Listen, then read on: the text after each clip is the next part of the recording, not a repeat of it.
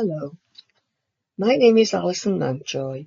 My journey supporting people living with APD started in 1999 when I realised that my child, now an adult, had difficulty with understanding and remembering speech. A hearing test revealed perfect, even hyperacute hearing. No one could tell me what was wrong, and there was no information, testing or support in the UK at that time. So I began looking for answers. I have continued to research and share information and support ever since, so that no one else would be as lost as I was when my journey began. I have since written 2 books on APD, based on my own experiences and observations and those of the thousands of individuals and families touched by APD that shared my journey. I have also contributed to UK and international professional research projects, and I will continue to fight for wider APD testing, recognition and support. This presentation will give you a brief overview of what I've learned about APD and its complexities, how it affects people, how to get a diagnosis, how to live with it, and ways that others can help to support those who live with it every day. The things I would have wanted and needed to know from the start. APD stands for Auditory Processing Disorder. This is a very complex condition with a lot of misinformation and myths surrounding it. APD is a medical condition of neurological origin. APD affects how the brain processes sound, including speech. APD can be present from birth or develop at any age from a variety of causes. Anyone could develop APD. You might already have it and not know. APD is caused by damage to the brain. APD can be genetic. It runs in some families. Mutation of the PAX6 chromosome is believed to be one such cause. This is what also causes aniridia, and an estimated 50% of people with aniridia are thought to also develop APD. There are many other possible causes too, including frequent ear infections leading to glue ear, or epilepsy, head injury, or other medical conditions, and more. However, the cause doesn't matter. It doesn't affect how it's diagnosed or managed. What is important is learning how the person is affected by APD and how they can best be supported. APD is not rare, despite what you might have heard. APD being rare is one of the many myths that surround this condition, making it harder to access accurate testing, get a valid diagnosis or access support. It is often said to parents or adults who suspect APD when seeking referral, accompanied by comments like, "You or your child couldn't possibly have it," and then they are sent away. APD is thought to affect up to 10% of children, or up to 40% if they also have learning disabilities. APD is thought to affect 20% of adults. But because there are still so many people undiagnosed, the actual numbers could be a lot higher. There still seems to be a lot of controversy around APD and its relationship with hearing, but the facts are clear. APD does not cause hearing loss. Mostly, APD exists in people with normal hearing, but it can also occur in those who also have hearing loss. This can make APD harder to cope with because the brain needs clarity of speech at an equal volume in both ears to help to process it. APD is a global condition recognized by the World Health Organization. It's included in the 2023 version of the ICD-10, the International Classification of Diseases, which also contains other conditions, and in their 2021 report on hearing as a hearing disorder. This is because the brain controls how speech is understood. Without the role of the brain to make sense of speech, everything that we all hear every day would just be noise. In someone with APD who has no hearing loss, sound and speech reach the brain perfectly well.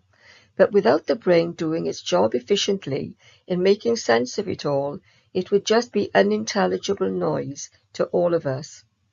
Those with APD often say that it sounds like people are speaking in a foreign language. In the most severe cases of APD, language has no meaning. The hearing function is not complete until sounds are converted by the brain into an accurate interpretation of sound, such as music or intelligible speech that we recognize and understand.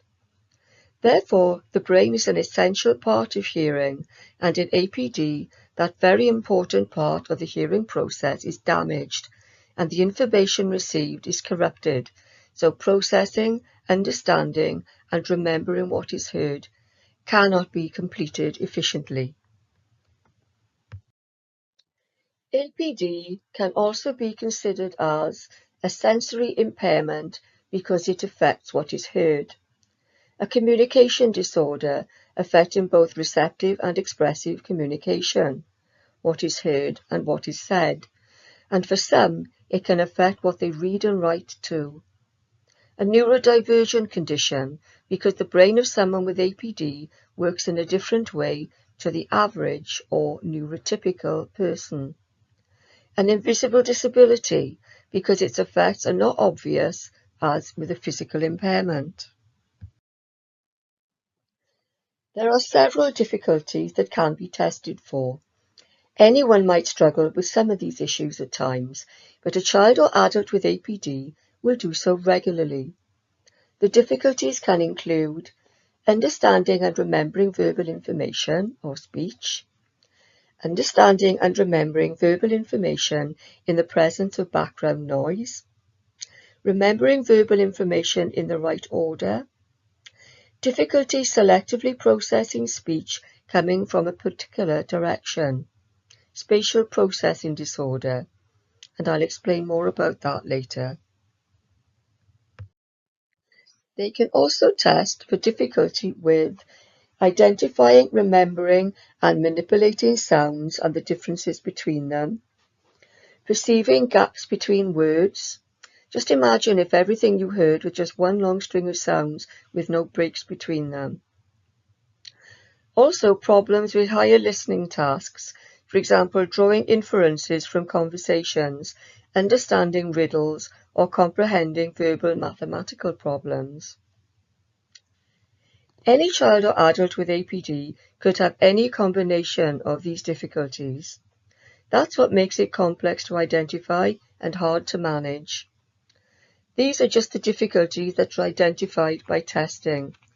Later on, I will outline more APD-related difficulties that also significantly affect daily living. APD normally does not exist alone. There can be any number and variety of other conditions and difficulties, mostly unrelated. These will impact each other, making the effects of each harder to cope with. It is now believed that everyone with autism has APD in some measure, but not everyone with APD has autism. The APD difficulty called auditory discrimination, which affects identifying, remembering, and manipulating sounds and the differences between them, known as phonics, can lead to problems for some people with reading and spelling, known as dyslexia. This type of dyslexia is known as auditory dyslexia. The other known cause is visual processing disorder, or VPD, leading to visual dyslexia. You can have either or both causes of dyslexia, but you can also have APD, VPD, or both, and not have any problems with reading or spelling. To help someone with dyslexia, you need to know the cause. Remediating auditory dyslexia with phonics will not work because their brain simply does not identify, remember, or use the sounds efficiently. It is a neurological deficit. Those with visual dyslexia alone can benefit from using phonics, and those who have both need a more multisensory approach. The APD difficulty can also affect learning to speak, because if you can't differentiate between the different sounds or remember them correctly, you won't be able to reproduce them properly as speech. But APD does not affect intelligence. If someone just has an APD diagnosis, it normally means that the other coexisting conditions, disabilities, or difficulties haven't been identified or diagnosed yet.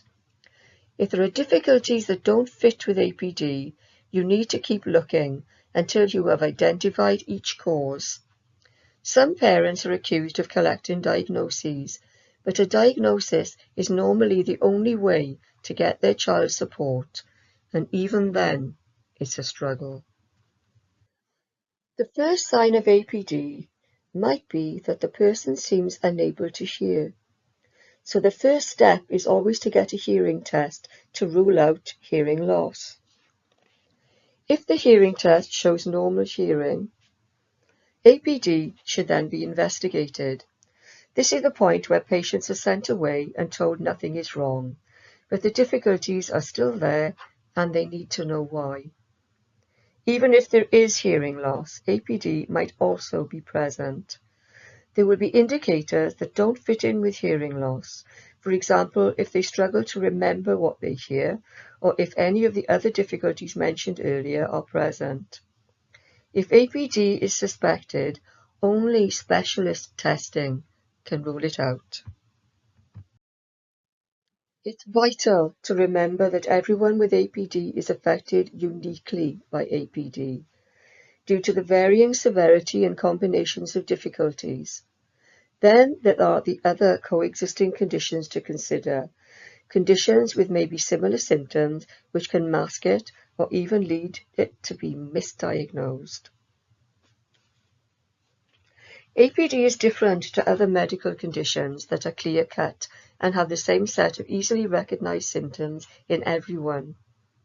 But unlike conditions like autism or attention deficit disorder, which rely on just a checklist of symptoms and observation, there are reliable tests used to diagnose APD or rule it out definitively.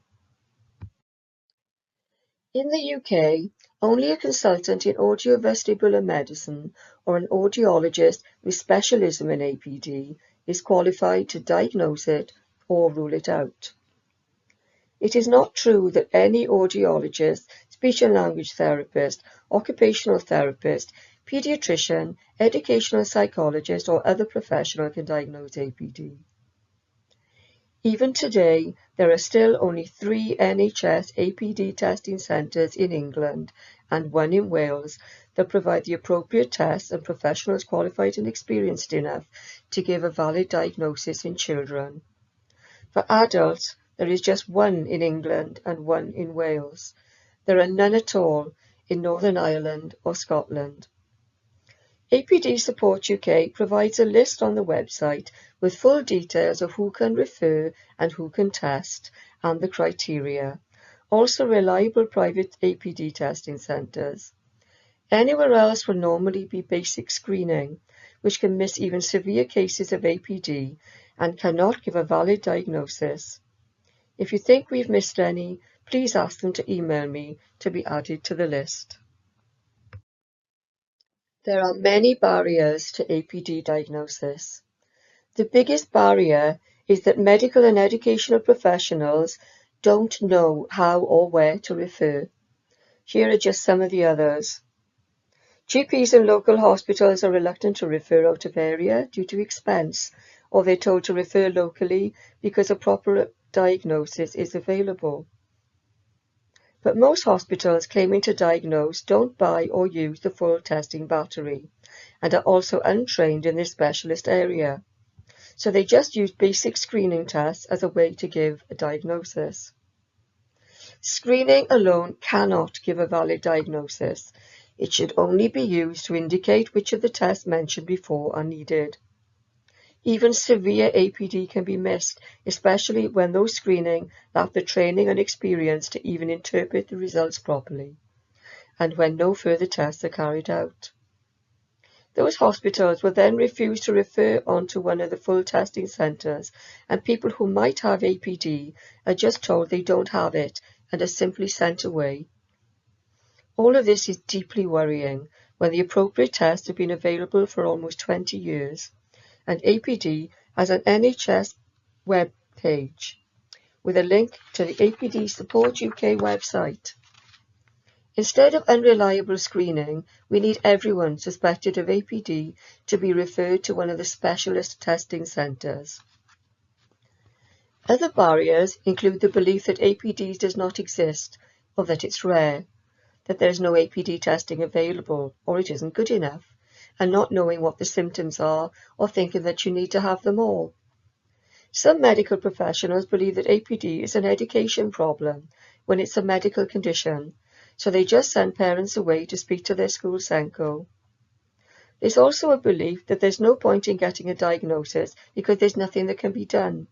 It's true that APD can't be cured, but access to support is essential and a legal obligation. The more APD is publicised and the more aware the general public and professionals become of its existence and where to go, the less time each child and adult will have to struggle to gain validation and essential support. Even a late diagnosis as an adult is well worth it. As well as a list of the recommended testing centres, the APD Support UK website provides APD guides for both medical and education professionals with appropriate referral pathways and facts to dispel the myths to hopefully remove the barriers. Consultation, testing and diagnosis are usually carried out on the same day where possible, but this can vary between centres. The hearing-based tests are carried out in a soundproof room wearing headphones and last about an hour and a half. You just need 2 APD difficulties of a qualifying severity for a full diagnosis of auditory processing disorder. Any difficulties of lesser severity merit a diagnosis of auditory processing difficulties. Even one can be debilitating and will need support. Spatial processing disorder affects locating the direction of speech or sound and/or recognizing who is speaking in a group, for example, a teacher. It's the only difficulty that can have a standalone diagnosis. It can also be one of the 2 required difficulties for a full diagnosis of APD. It can lead to safety concerns, for example in traffic, if a child cannot process the direction of vehicles when crossing the road just by listening, or tell how close they might be. A diagnosis report should follow in the post a few weeks after testing. Parents should inform their child's school of the test results as soon as they can. The same applies to adults seeking support in the workplace. Give them a copy of that report as soon as you receive it. Always keep the original of any report. The report should contain recommendations for reasonable adjustments which they must implement by law. This might include equipment such as an assistive listening device or ALD. Even a diagnosis of auditory processing difficulties merits support. If you don't understand the report, it's best to contact the person who wrote it and ask them to explain. The stages of learning to live with APD are these: acceptance of what is and letting go of what might have been. In my book for parents and professionals, I describe this process as similar to the stages of grief, and acceptance is just as important at any age. Information. Learning as much as they can about how APD affects their child or themselves as an individual, and getting used to any other diagnoses in the same way. Strategies. Finding out the APD difficulties affecting that person, finding ways around the problems, and learning to apply them to a variety of situations. Support. Knowing their APD and what makes it harder leads to working out what can help. Self-advocacy. Learning to ask for the help that they need. This process can also help people manage any type of condition. According to the Department for Work and Pensions in the UK, you're disabled under the Equality Act 2010 if you have a physical or mental impairment that has a substantial and long-term negative effect on your ability to do normal daily activities. According to that definition, and depending on the type and severity of APD difficulties present, APD qualifies for the definition of a disability in the UK because of its effects on communication. APD is not itself a learning disability. However, it is a medical condition that can greatly impact learning due to its effects on communication. So it's a legal obligation for learning institutions to provide support for learners of all ages for APD and all other additional needs, by way of reasonable adjustments and equipment where specified in a diagnosis report. It's also a legal obligation for local authority sensory teams and teachers of the deaf. This is because of the role of the brain in hearing and because it's a sensory impairment and a recognized hearing disorder. Currently, they will often refuse support and equipment unless the learner also has hearing loss. But refusal to support APD can be seen as disability discrimination, which is unlawful. It's also a legal obligation for employees to provide support at work by way of reasonable adjustments and equipment, as specified in a diagnosis report for APD and all other additional needs. Refusal to support APD in the workplace can also be deemed disability discrimination, which is unlawful. Even though there is no legal requirement to do so, it's advisable to tell your employer that you have APD or any other disability or condition if you think you will need support at work. Do this as early on as you can and definitely before your work starts to suffer. They can't help if they don't know about it. You may not need support at first. You may not even have a diagnosis when you start the job, but if your job has changed, if you get a promotion, your hours change, or the work gets harder, if your work environment changes, or if you get a diagnosis later on, you can just ask for help at any time. Just work out which parts of your job cause you problems and think of things that would help you to do your job to the best of your ability. Then speak to your employer. The APD Support UK website has articles that can give you suggestions. People with APD and other conditions can also apply for disability benefits such as Personal Independence Payment or PIP or Disability Living Allowance DLA. They can also apply for Disabled Students Allowance DSA at college and university and access to work to help fund reasonable adjustment and equipment in the workplace. If your APD affects how much you can work, you could also apply for Employment and Support Allowance ESA. Success is not guaranteed. That will depend on the person's unique APD profile and severity, the impact of their coexisting conditions, and how much support is needed with daily activities. But communication is a huge part of daily living. Any and all other conditions, including stress, anxiety, and other health and mental health conditions, should also be included in the application. The next set of slides will discuss some little-known common side effects of living with APD and dispel some more misconceptions about the condition. Processing speech is not just a problem when it's noisy. That's another myth.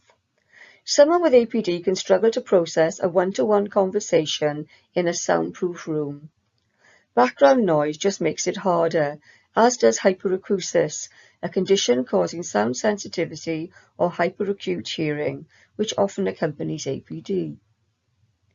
Assistive listening devices, or ALDs, are not all a person with APD will need by way of support, because a problem with understanding speech when it's noisy is not all that might affect them. That is another myth.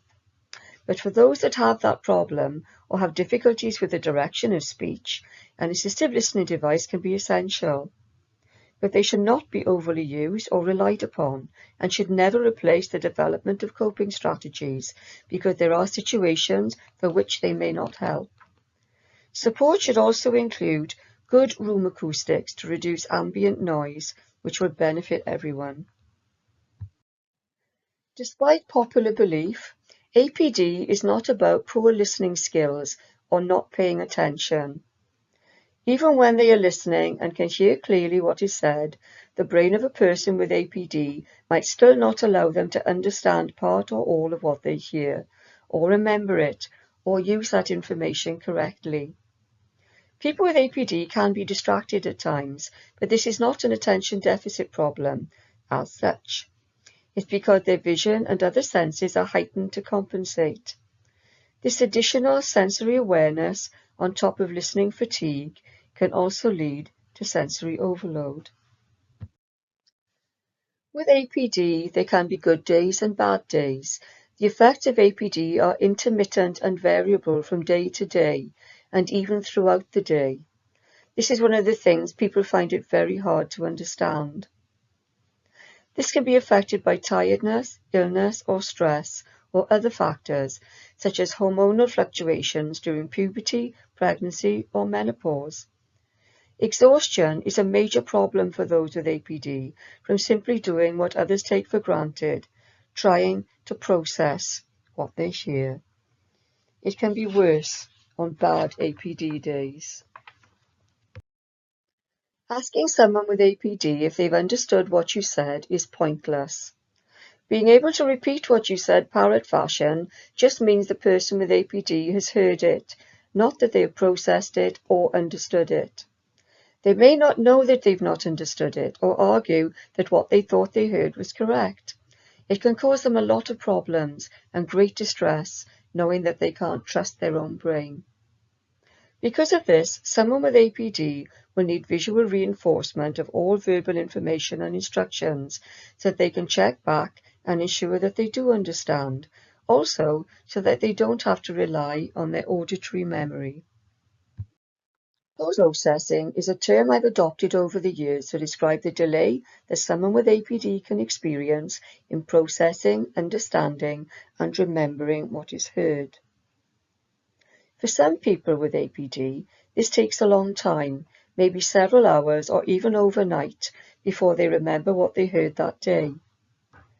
When a child or adult with APD comes home from school or work and you ask them about their day, they may not remember until bedtime and need to talk about it then to get it out of their head so they can sleep, and this should be encouraged.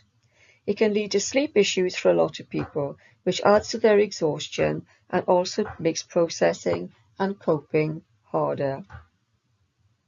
Even when they remember it, there can be bits missing or parts that make no sense, sometimes because just one vital word was misprocessed. Expecting someone to rely on having processed verbal information at school or at work and to discuss it and work on it is unrealistic, and written backup is needed. Post-processing is not part of the APD testing battery, but it's something that causes many people with APD a lot of problems. Everyone with APD can struggle with at least some of the more common yet little known side effects of living with APD.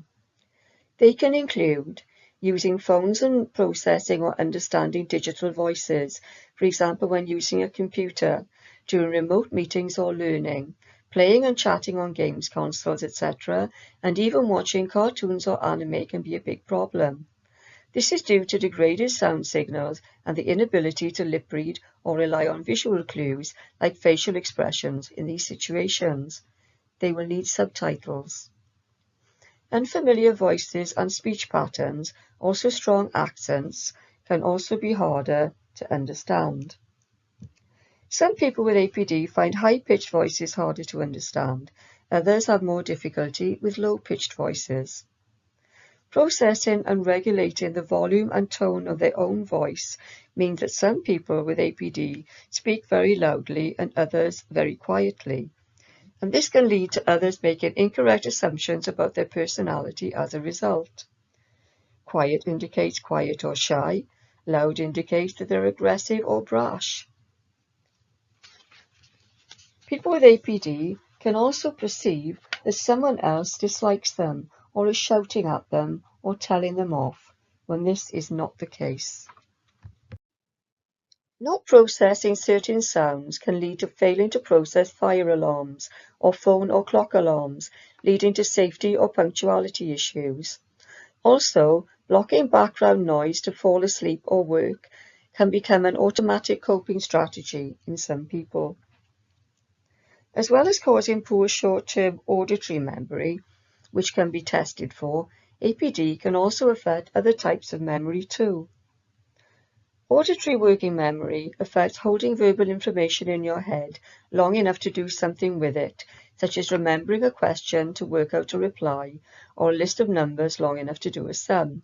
And if the information is not processed properly, that action will fail. Also, misprocessed information will be stored in the long-term memory as incorrect or with bits missing.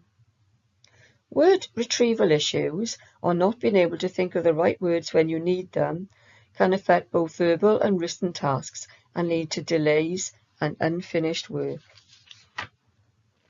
Verbal tests, like mental maths and spelling tests, also time tests and activities, can put people with APD at a disadvantage and should be avoided, or extra time given. Support for learners with APD should depend on their individual APD profile and other conditions.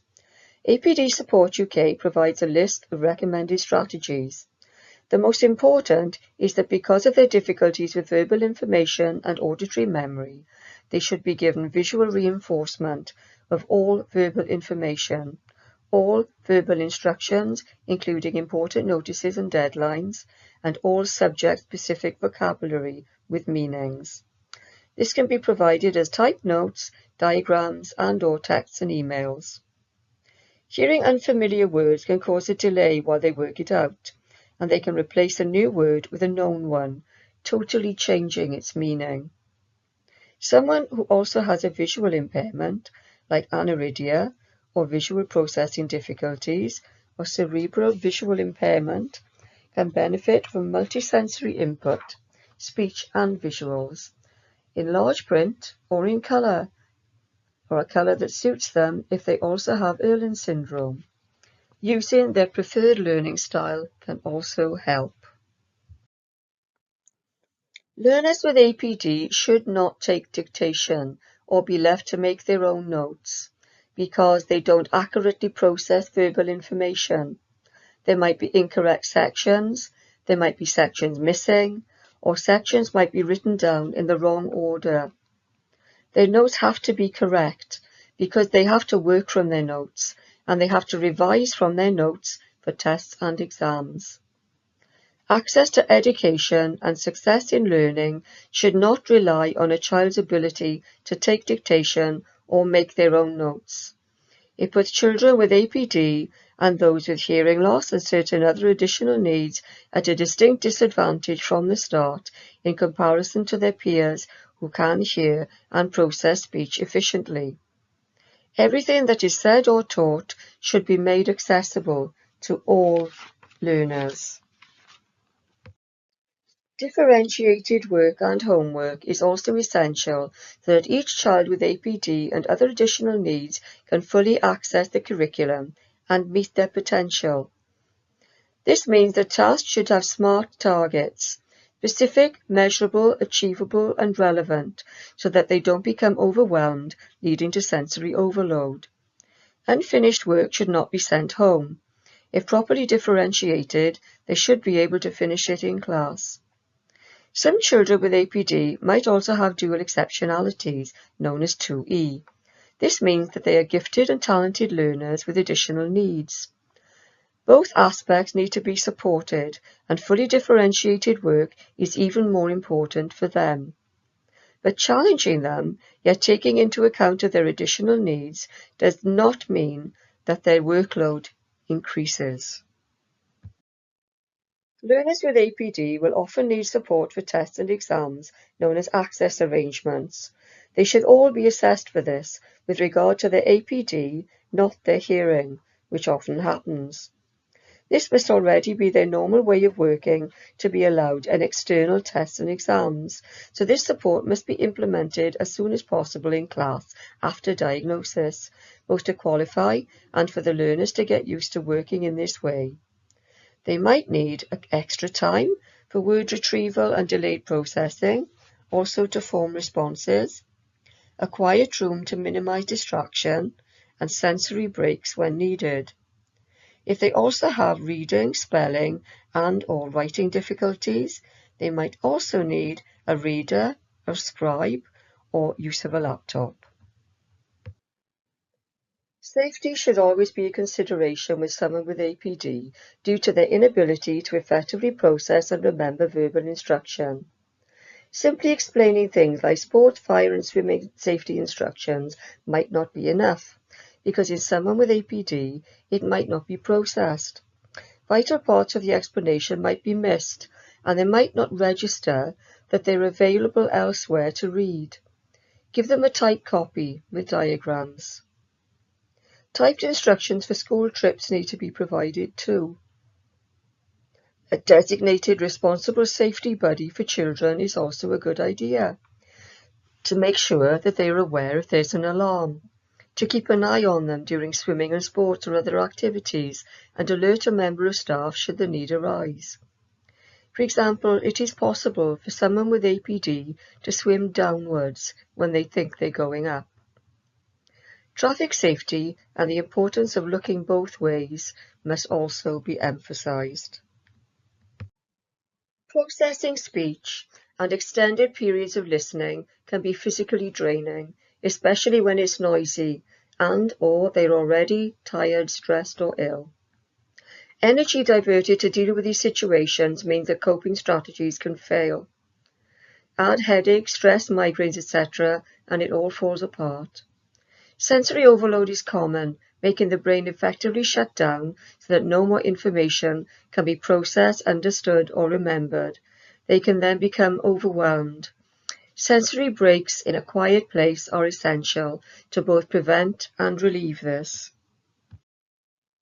Repeated failure is devastating to a child or adult, yet it is often required at school before a child receives any support. They know that there are things that they can struggle with, and they might see themselves as different to their classmates. They probably won't know that this is simply because their brain works in a different way. They can blame themselves, and they must be told that it isn't their fault. Children with APD and other additional needs can be criticized and ridiculed by teachers every day for not understanding or getting something wrong or asking for help. They are blamed for something that they have no control over and told they're not listening, not paying attention, or simply not trying hard enough. It happens far too often, even when the school knows they have APD. This is called bullying, and children will copy a teacher's behavior, adding to the damage.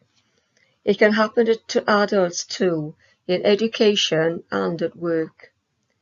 In a child with APD and other additional needs, confidence and self-esteem can be chipped away over time, and any joy that they ever had in learning can slowly be eroded. This can lead to anxiety, social anxiety, even depression, even in very young children. The damage can be lifelong.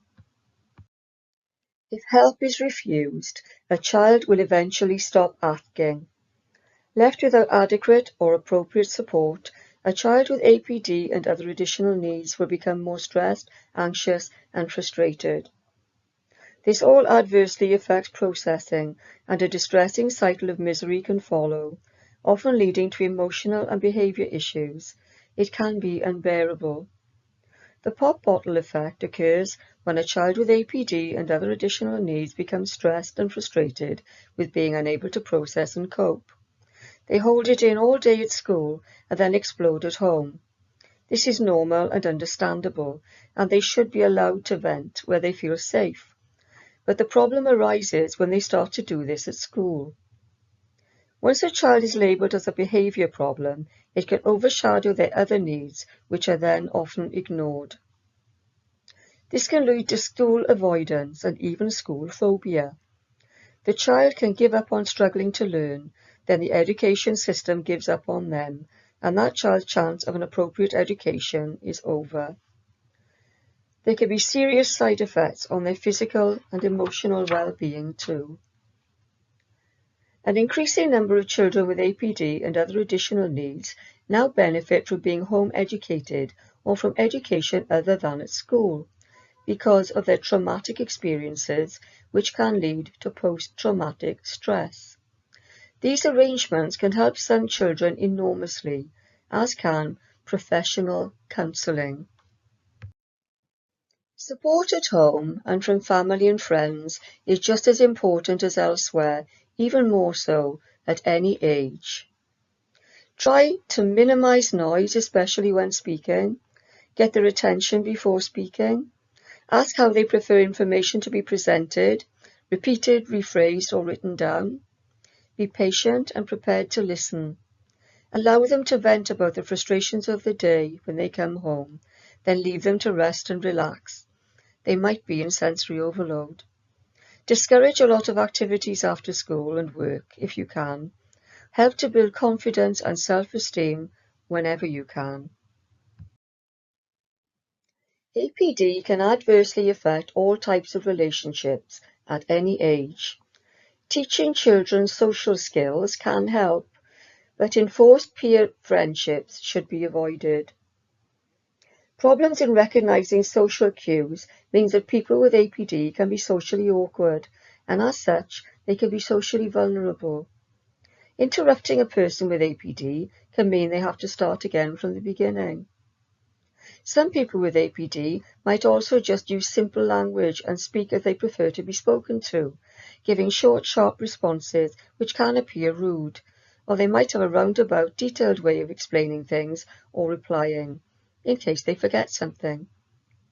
Some children and adults with APD prefer their own company to regular misunderstandings and arguments, and will actively avoid social contact. They find out early that the quality of their friends is more important than the number. APD is usually incurable and lifelong. A child with APD will become an adult with APD, and there are no reliable therapies with proven long-term benefits. Maturation of the auditory processing system can improve things a little, but APD doesn't usually improve after the age of 12 to 13.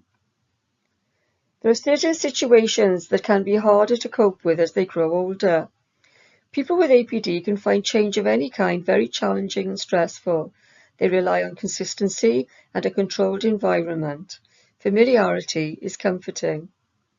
For example, moving to secondary school will mean many changes, with more work, many new voices to get used to, added noise, stress and exhaustion. Also starting a new job, meeting new people, etc. Then later in life, hearing and eyesight start to fail, and this can adversely affect coping strategies, making it seem like the APD is worse. However, APD itself will not worsen without further damage to the brain. But it isn't all bad news. People with APD, like others with additional needs, often have compensatory skills and attributes developed from living with APD. They can be resourceful, adaptable, resilient, determined, and focused because they have to be.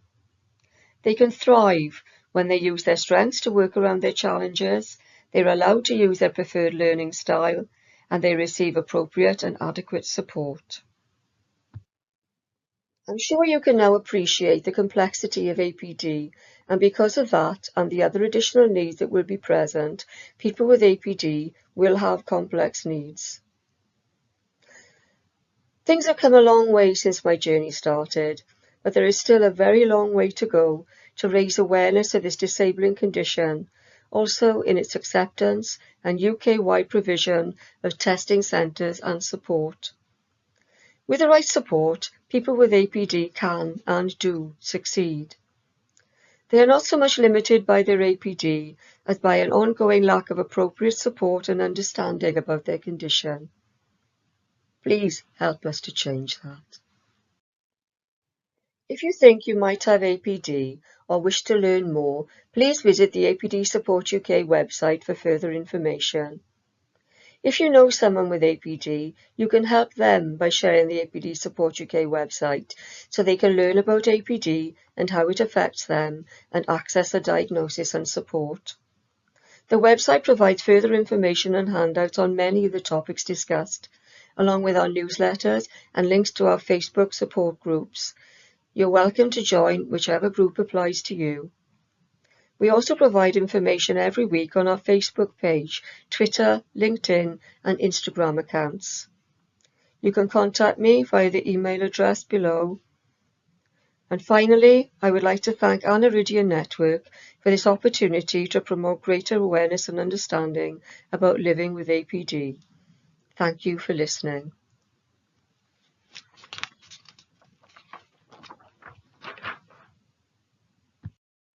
My books about APD are available on Amazon from Jessica Kingsley Publishers and other major bookstores, and they can also be borrowed from your local library.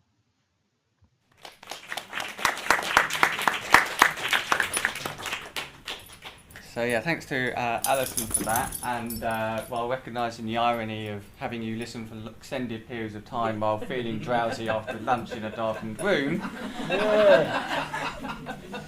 Any reactions? Anything you recognise? Disagree with? A little bit I disagree with, actually. Mm-hmm. It did sound like contradictory what she said about sort of, and I could see why she said it about asking the child or the person what, because like I said earlier about if someone asks me like what did you understand of that, I don't feel offended by that, and I think a lot of that is down to actually approaching things from the point of view of the person with APD. I don't remember her saying anywhere it's like ask the person what they need. Good point. And I think that concerns me, because actually if someone says what did you understand, I don't feel like I've failed if I've misunderstood, and it's about that person adjusting and changing, shifting and changing how they approach that thing that the person hasn't understood. And that wasn't sort of backed up as much as it could, and it is about not making that person feel awkward or guilty about that situation. But that suggests that has happened in the past to make people feel offended, if that question's asked. I was going to say, quite often, sometimes if people ask me that, I then panic that they're going to get offended if I can't tell them what I've understood, because I haven't understood anything. I just say no, actually I didn't get any of that. So I think that bit needs a bit of work, really, and it just felt very medical model to me, and I think it would be nice if there was more involvement from people with APD involved with that. I think a lot of it though I do agree with, and I'm like, oh, that makes sense, and quite honestly I can't give you an example right now because I can't remember. But she did reinforce a lot of what we said earlier. Yeah. So. Excellent, yeah. Anyone else? Can I just say that the book Auditory Processing Disorder is a really easy read, aimed at professionals, parents and everybody. I find it a really easy read. Some of those books you just get, a few pages, don't you know, but I just sat and read it. It's very interesting. But I do agree with what Bernie was saying, that you're always going to have things that you think, well, that's not quite right. But it does give a very good picture of APD and what you can do, where you can go to. So, it's a good reference book. That's the white book on there with green writing. It's called Auditory Processing Disorder, APD, and it is reviewed on Aniridian Network's website as well. Yeah. Is it available in audio? I don't think it is actually. But yes, if you click on the link on the Aniridian Network website, then we get a kickback from Amazon. Maybe encourage them to make it on audio. I know it sounds counterintuitive. I think it's on. I think it is on Kindle. Oh, So cool. you can Okay, that's get good. An audio from Kindle. I can get Alexa to read it to me. Oh yeah, because I had APD, I found it some of it was quite relatable and stuff. Mm. And I think that is really good, just spreading awareness of it and stuff. I didn't know there was a website actually. Yeah, I mean, there's the whole APD Support UK got a whole website and Facebook posts and things.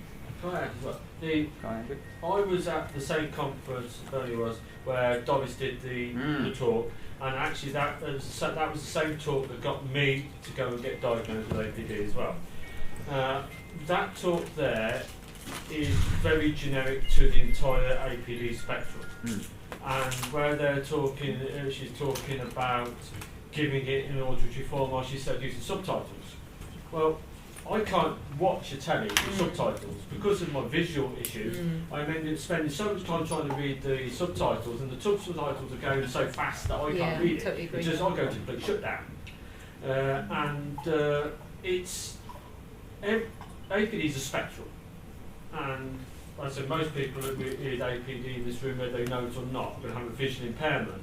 So it needs to be adapted to them. So a lot of information that was within that probably won't ring bells with that. But there will be aspects within it which should. Yeah, I agree. Yeah. And in many ways that's similar with Aniridia, you know, it's a spectrum condition, so everyone's affected to different degrees and in different ways. So, any one final point before we have a break? Just for those who do have the condition or diagnosis, how do you get on with audiobooks? I'm very specific, so I use Audible, and I have to wait to use the sample first to see if I can process that person's voice. So before buying the book, I'll listen to the sample. Sometimes I still can't really get into the book, and I have to restart the book multiple times to actually get the same. And you've got to be in the right mood to start a book. And sometimes I'll start it and stop it if I'm just not in the right. I think it is when you're a bit sensorily overloaded. If you start something when your head's not in the right space, and I think it's easy to give up at that stage. And sometimes I've had to think, okay, I feel a bit clearer, sort of like the fog has gone out of my head now. I'll start again. And it can make quite a difference. And you hear different things, listening over and over, listening to a book more than once. I actually get different info. It's like reading a new book sometimes. I also find I can't sit still and listen to an audiobook. I have to be doing something practically with my hands. Even sometimes I do gaming whilst listening to an audiobook, so it's the only way I can process it. It's just finding your thing, isn't it? Thanks. Yeah, director, one of the things I find with the APD, this is me personally, it sounds very bizarre because of the auditory context to it. If I'm actually trying to take something in visually, book, video or something, sometimes playing music, which I like, in the background actually helps me to process that information. I know it sounds really, really bizarre, but it works for me. I don't think that's bizarre. I did something similar with meetings. So every day I have to go to a meeting at 12 o'clock, and I had my phone, and I was just scrolling through photos. So I was literally just looking at like pictures and my little boy, all that sort of stuff, and it helped. I found that I was actually able to recall more of the meeting than I was without the photos, just sat there in front of the laptop looking at the screen. I think that's it. I was saying earlier about those anchors. It's like when you're doing a task, you can recall information. So it might be that you associate certain parts of that information with that bits of music, and it's like mentally you find anchors. Sorry, Abby.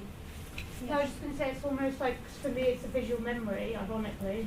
So when I'm remembering a conversation, I remember it by what I was looking at the time, and I think that's why gaming helps me whilst I'm listening to an audiobook, particularly things like Minecraft, because I do the creative mode and I think, oh, I was building that house whilst we had that conversation, and it allows me to be able to, it's almost like a benchmark to remember what happened in that situation.